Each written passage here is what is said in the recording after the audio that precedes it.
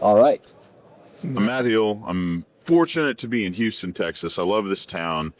I come down here for the AADE conference. It's our technical fluids conference, but bunch of drilling guys, bunch of cowboys ready to go drill well bores. Lo and behold, you guys have the geothermal conference coming on. So I find some new friends. Smaller, For we're now, working on it. it's a baby conference, but look, I meet you first day, and I find out very quickly that you might have just as many drilling rigs up across the U.S. land space that we do in a couple of years maybe. Yeah. I mean, the funding's there. This is the financial conference for your, arm of things. Yep. At the end of the day, I'm just excited that we have the ability to continually innovate and drive ways for human flourishing through affordable, reliable, abundant energy. Yeah, that's the name of the game in geothermal. Love it. So introduce yourselves, please, for those that haven't met you yet. Sure. My name's Darien O'Brien. I'm a petroleum engineer, director of engineering for a company out of Lakewood, Colorado called Solutions Engineering. Yeah, That's Luke. your turn to shine. Yeah, Luke Frash. So I've been working on geothermal for about 16 years. I saw it as a fun challenge, a small community with a lot of potential, and a solution for energy beyond the near term. So with geothermal, you can power humanity into whatever future it has in front of it. I was fortunate again, as always, just things, cross our paths. We talk serendipity, a little, get the God bumps. And Absolutely. we had a gentleman come speak to our API group in Oklahoma City about 2 years ago now.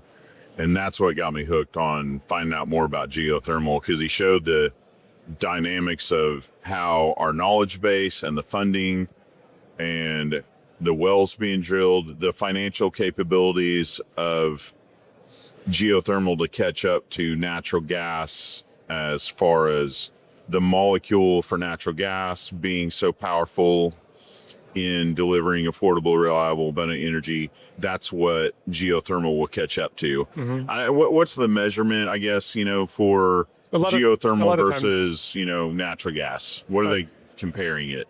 The universal metric is going to be the dollar. The dollar, okay, Right? yeah, So fair enough. The levelized cost of electricity is normally what people go to for these things. You have to be mindful to adjust for things like base load and variability. Like solar is only available for a third of the day. So you can get a very low levelized cost of electricity, but how do you power the rest of the day? Right. So you have to factor that in to the way that they do that metric. But generally speaking, right now, geothermal it's already cost competitive. Because I really, 2 years ago, I thought, man, that's a decade out. No. I mean, they first generated electricity in, I'll let Darien say this when he likes this one. When was the year again? 1904. July 4th, 1904 in Italy was the very first geothermal power plant that was developed. It had 5 light bulbs that they lit with about a 10 kilowatt facility in Laredo, Italy. And Luke actually has been to that location. You had to go see it, didn't you? Well, actually, Darien made a joke about sending their whole project team there for the kickoff meeting. And I was like, I'll do that. Sure. I went to Europe and stopped by Laredo, and it was a fun experience. Yes. They have a really nice facility out there, and they have a really amazing museum. Well, more importantly, that geothermal facility still exists today, and it's in fact it's in the world it's number 2 in terms of the amount of megawatts that come out of that facility. So it's grown. The largest geothermal facility currently is in California with in the United States. The geysers. The geysers is the largest, but this is the second largest on the planet. So that's what I'm fascinated about as well. Our declines when we go drill a oil gas well. We only scratch the surface of probably getting, let's just call it at best, we get 10% of those, resources out of the ground. And then the decline starts happening very quickly. And then, hey, companies are smart. They shed assets because it's not economical to keep them. And then passes the next guy. It's like, oh, well, now it only produces 30 barrels a day. Oh, no, it only produces 3. Oh, now we're trying to plug in and abandon the wells. So what's the life, in your perception going forward of a geothermal well? And how long will we get returns? Yeah, so on a single well, you get peak economics when the decline curve is about a 15-year lifespan. Okay. And if you try to do it, if you do it faster than that, the capital doesn't quite work out because you end up having a harder time keeping your plant at capacity. If you do it slower than that, then you're actually under harvesting the resource. So you're delaying when you actually get your return on investment. But there is an infill well drilling component to that. Okay. So the power facility, the topside expenses for geothermal are about more than 2/3 of the total project cost. Right. So that's a very big investment that you don't want to make that investment and then be disassembling the plant 15 years later. Okay. Right. So oil and gas, we're really good about everything being mobile. I mean, could we figure out how to put this on skids, pick it up, move it from pad to pad? There are modular systems out there, but you get an efficiency drop. Okay. So it's Playing with the you have to work the numbers to figure out what your best solution is going to be for any particular solution. And then, I mean, the turbines themselves are remarkably small. You know, a 15 megawatt turbine is a little smaller than this table. Okay. But the facilities for the chillers and for the pumping systems is a lot bigger, right? So it's the whole system together. If you make it modular, you get some benefits, but you also lose that efficiency. So you have to think of it together. Or all you engineers, out there, especially the guys coming up through the colleges right now, we got a lot of students here. Get busy on making those modular mobile efficiencies better so that we can move this from, short of 15 years, give them a boost. Well, we actually, for the designs that I've been working on and I've been looking at, the actual facility on a per pad basis is about a 50-year lifespan. So in terms of decline for a well, like you're asking, in that context, the decline curve is about 15 years optimally. For the pad, it's 50 years, right? Because you're adding new wells, you're revitalizing it, you're keeping the production up over time. Yeah, and keep in mind that the footprint for geothermal activities is significantly smaller than, wind farms, solar panels that extend over tremendous acreage, and geothermal pad drilling, the ability to drill multiple wells very close at the surface, and then they go down into the subsurface. So it really is a terrific solution also from a land utilization perspective at the surface. Hey, I'm just excited for all of it. I've poked my friends a long time, and that love wind and love solar, and I think They have their place. everything. It's all energy addition at the end of the day. Yes, correct. But we all know that in the 20-year lifespan of a windmill, it's never going to be able to capture back, what we put into it as an energy source. Not really. I mean, if you look at granularly from start to finish, where you're getting rid of it, it just even solar and wind still has CO2 emissions, for example. Yeah, you have to put them on trucks. You gotta, like the landman said, hey, look at the concrete. So you got to look at all the diesel it took to create the concrete. On and on and on and on. Yep. But life cycle analysis is not straightforward.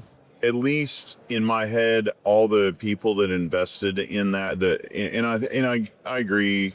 There was a lot of virtue signaling. Hey, oil and gas is bad. We're going to take our money and we're going to go put it in green energy for them.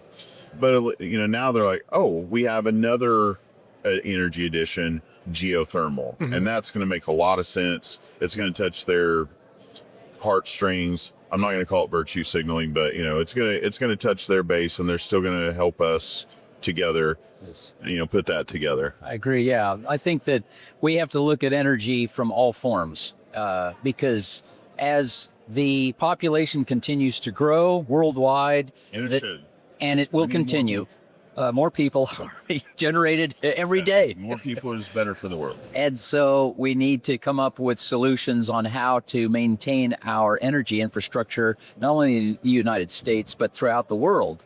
And one of the big advantages from geothermal energy development is the ability to place these power facilities throughout the planet. The only limitation is the geothermal gradients do vary. And of course, you want to try to optimize where you place your plants in order to take advantage of the shallower resources. But the deeper resources, as drilling technologies continue to improve, our ability to get to the deeper intervals within the Earth's crust, where we can extract heat from the Earth, is, it's a great future for energy development. There's actually another part of this that I really like to think about too.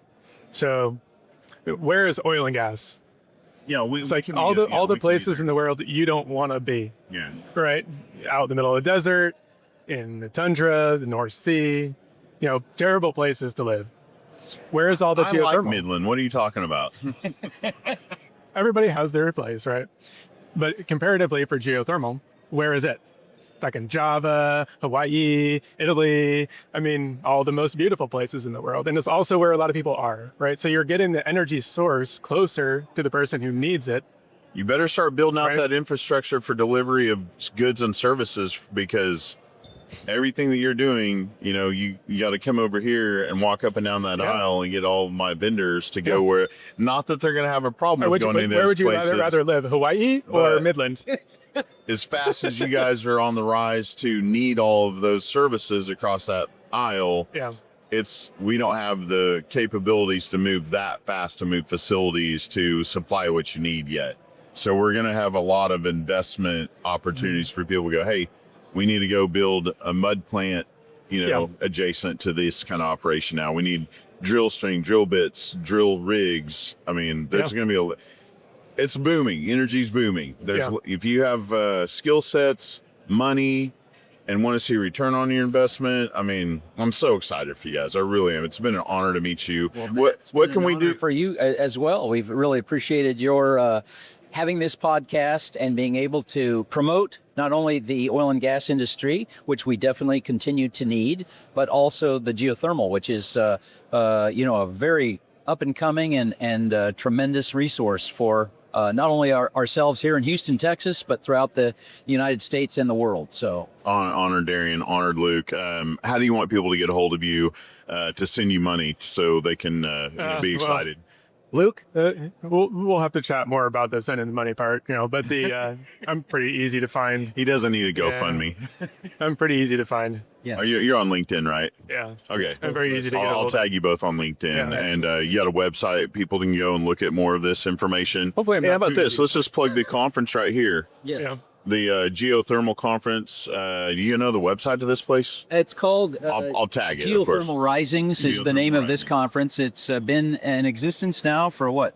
I'm not sure, but Oh, no, longer than it's that. been Yeah. several It decades. used to be called actually. the Geothermal. This is their Resource first Council. conference they had here. Okay, gotcha. Yes, correct. And this is the very first investment forum that Luke and I are attending. So. Yeah, the annual conference is actually a bigger event that would be. So this is kind of like a satellite event that's being hosted here for a more targeted purpose. Correct. I love it. The investment guys that have lots of money, they created this conference, and they're calling you saying, hey, we're going to put you guys in a room. We're all going to compete for your to invest in you, and you have to pick us. Absolutely. I like that. Absolutely. So Yeah, those that's of the you who purpose are of this. watching the podcast, certainly reach out to myself or Luke and or Matt, because Matt knows how to get in touch with you. I'm going to be your procurement department in Hawaii. There you go. See, you just admitted it. You would rather live in Hawaii than Midland. Yeah, no one wants to see me surf, though. Don't come for that. All right, I'm getting them out of here. Not They until need you to get eat some more lunch. practice, maybe. Excellent. Take care. God bless. Bye. Bye now.